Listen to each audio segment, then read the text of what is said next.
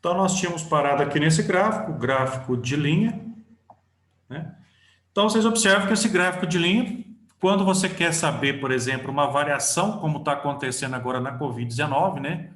Como está variando a média de mortes, a média de casos, vocês observam que tem um gráfico de linha, né?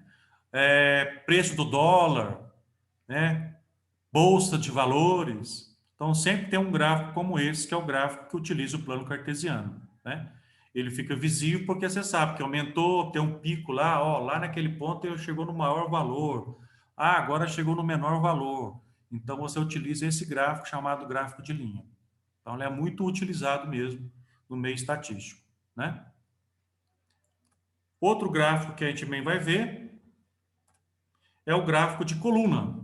Foi o primeiro que a Amanda comentou, né? O gráfico em colunas ou também o gráfico em barras. Vamos ver qual que é a diferença desses dois gráficos aí, que é o mesmo, né? Basta observar como ele é colocado. Então, o que é o gráfico de coluna, né? Ou barras?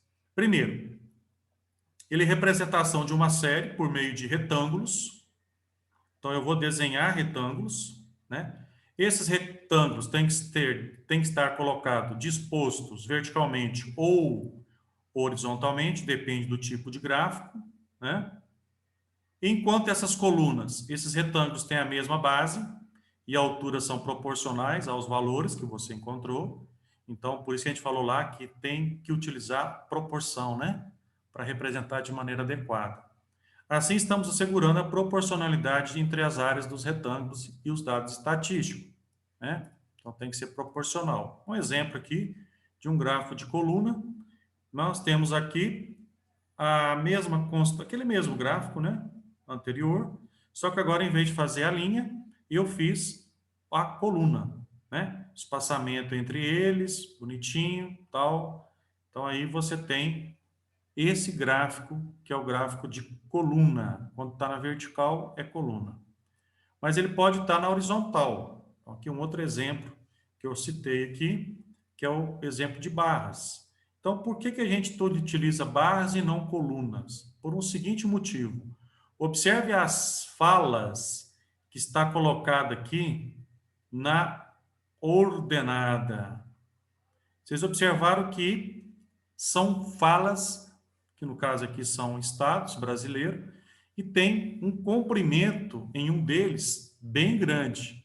Então, se eu fosse representar de outra maneira, a não ser barra,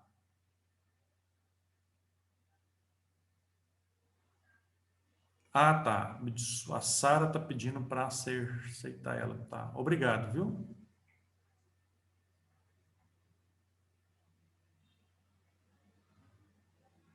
É porque às vezes não aparece para mim aceitar, dependendo como eu estou explicando, ela não aparece ou demora um pouquinho para aparecer. Mas obrigado, viu? Então, o que que acontece? Por esse motivo, ó, vocês podem observar que todo gráfico de barra, ele tem essa fala aqui muito extensa. Então, já pensou se eu colocar Rio Grande do Sul, escrito aqui na horizontal, para colocar o de coluna na vertical? Seria meio complicado, né? Só se colocasse as iniciais, não por extenso. Então, quando a fala a qual você vai representar tem várias palavras, é aconselhável você colocar nesse tipo de gráfico, o gráfico de barra. Porque, na verdade, é o gráfico de coluna, só que deitado, né? Na horizontal. Em vez de ser na vertical, ele é na horizontal, tá? Quer dizer, é a mesma coisa do outro gráfico. Só por esse motivo que aparece o de barra, tá? E a gente vê muito isso no trabalho de vocês, quando vocês vão terminar o trabalho de conclusão do curso. Porque como vocês têm que colocar algumas características que é bem extensa, costumam utilizar esse tipo de gráfico, gráfico de barra, tá?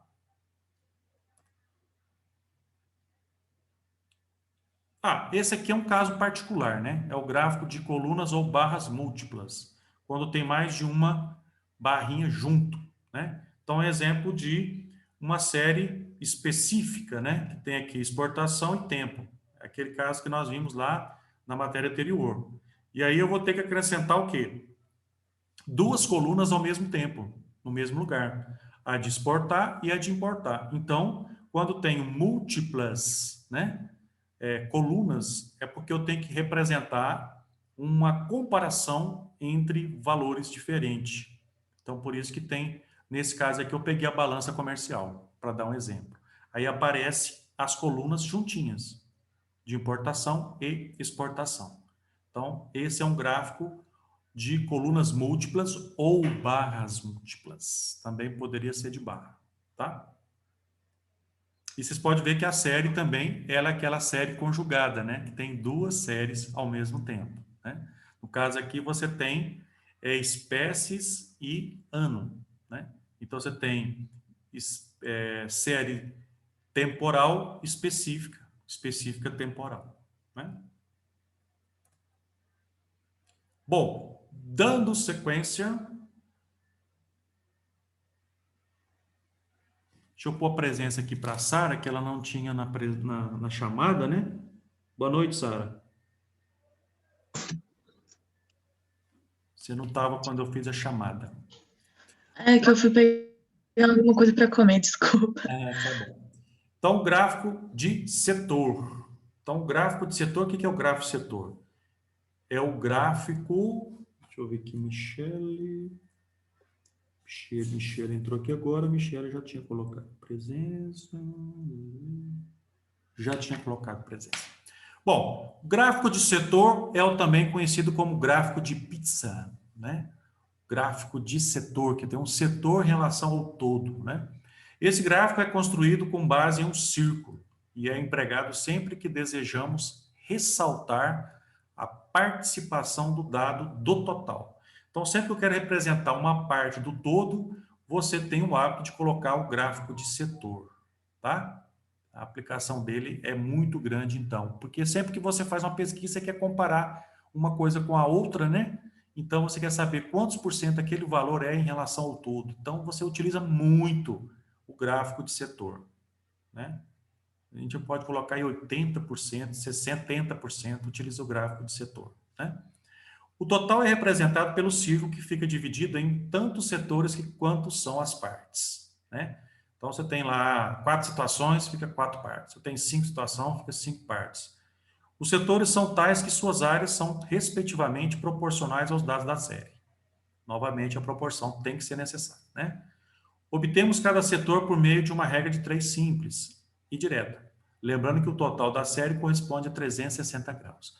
Lógico que isso aqui hoje, para fazer o cálculo, não é utilizado mais na prática, no manual, né?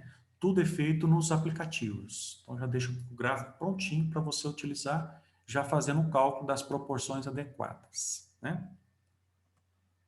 Então, está aí o gráfico de setor, exemplo que eu citei aqui, novamente um gráfico, uma série específica, né? E aí o total de cabeças, 203 dos animais, e aí eu dividi aqui em cada espécie como sendo uma parte. Bovinos, suínos, ovinos, caprinos. Então esse é o gráfico de setor, que é o gráfico de pizza. Aqui eu coloquei como que é feito o ângulo de cada setor. Aqui ele pegou bovinos. O bovino seria esse maior aqui, né? Ó. Esse ângulo aqui, ó, que foi feito o cálculo, ó, o ângulo que está em azul. Esse ângulo central aqui, ó. Como é que eu determino esse ângulo, professor, para saber direitinho?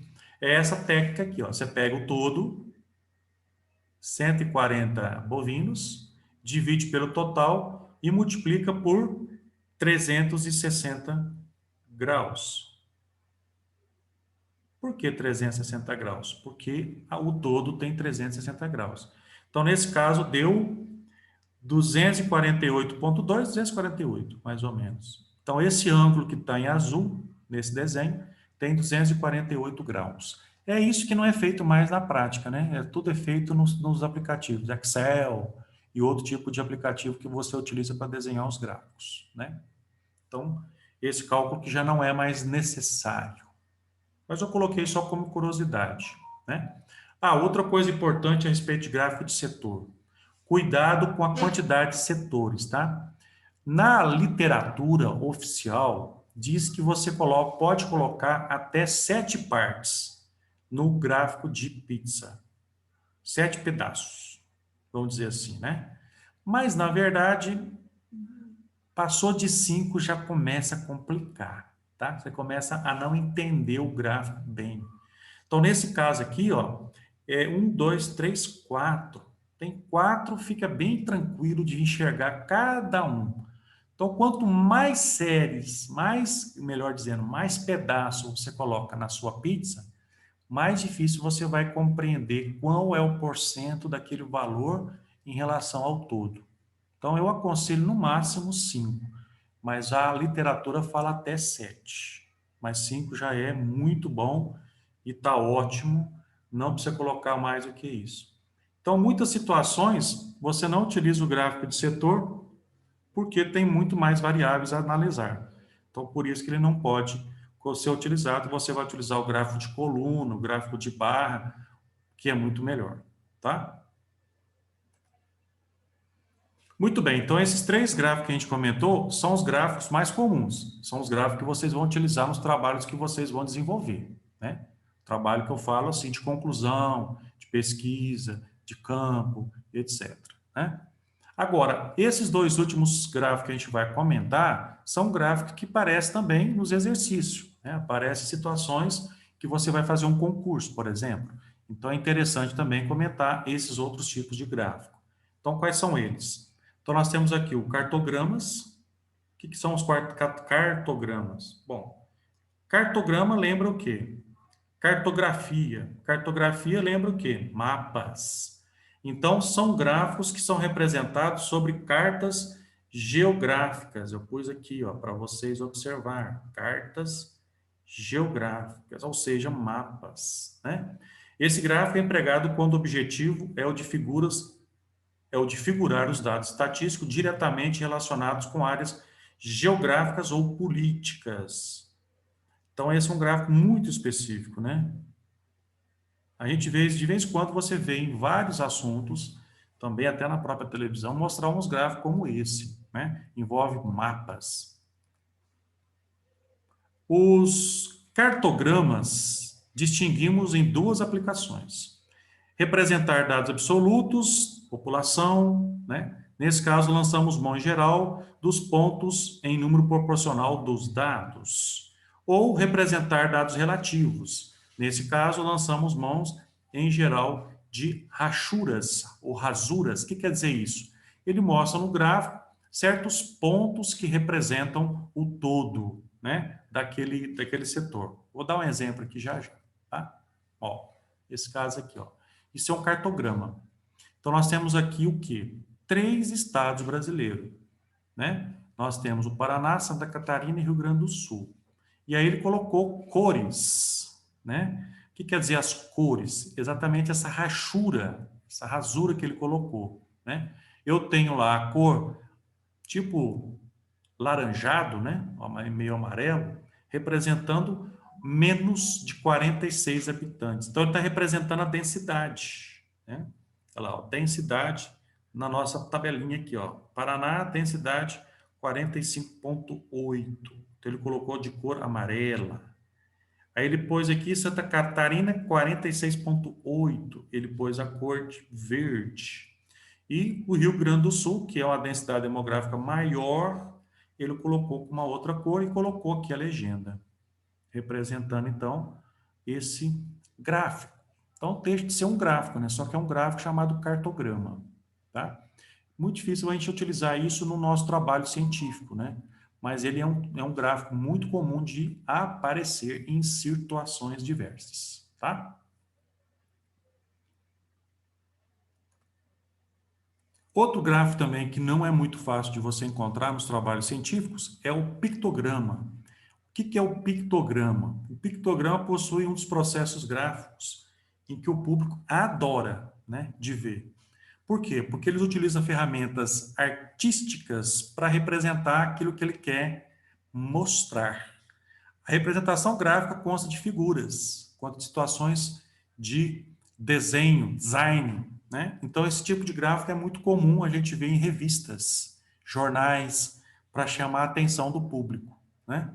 Então, por exemplo, aqui, ó, você tem aqui a tabela de população do Brasil em 1950 a 1980, total de habitantes, E aí, de vez de colocar um gráfico de linha, colocar um gráfico de setor, sei lá, colocar um gráfico de barra, o que, que ele fez? Ele colocou um artifício artístico. O que, que ele representou aqui? Homenzinhos levantando a mão. Cada símbolo desse aqui representa 10 milhões de habitantes.